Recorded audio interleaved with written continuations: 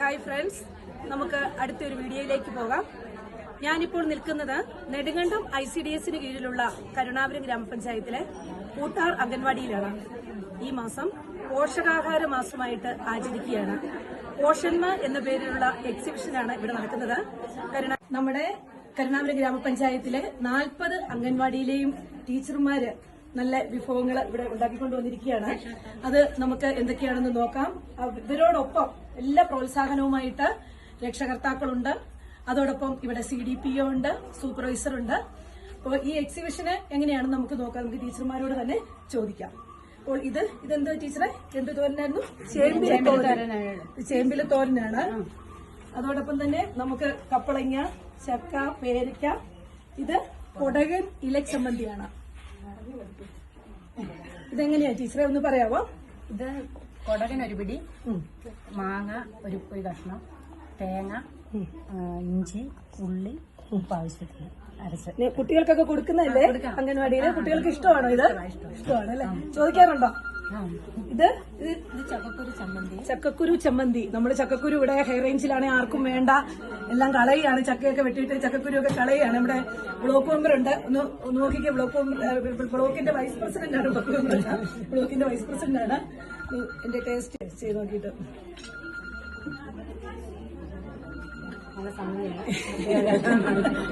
ഇഷ്ടപ്പെടുന്ന സമ്മതിയാണ്. ചമ്മന്തിപ്പൊടി എല്ലാവർക്കും ഇഷ്ടമാണ്, പ്രത്യേകിച്ച് ചക്കക്കുരു വെച്ചുണ്ടാക്കുക എന്ന് പറയുമ്പോഴേ.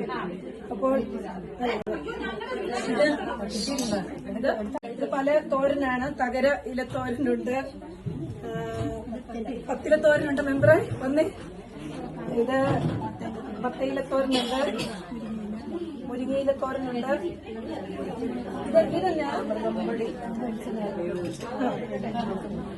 അമൃതം പൊടി ഉപയോഗിച്ചുള്ള മുറുക്കാണ്. മറ്റ് വിഭവങ്ങൾ എന്തെല്ലാമാണെന്ന് നമുക്ക് നോക്കാം.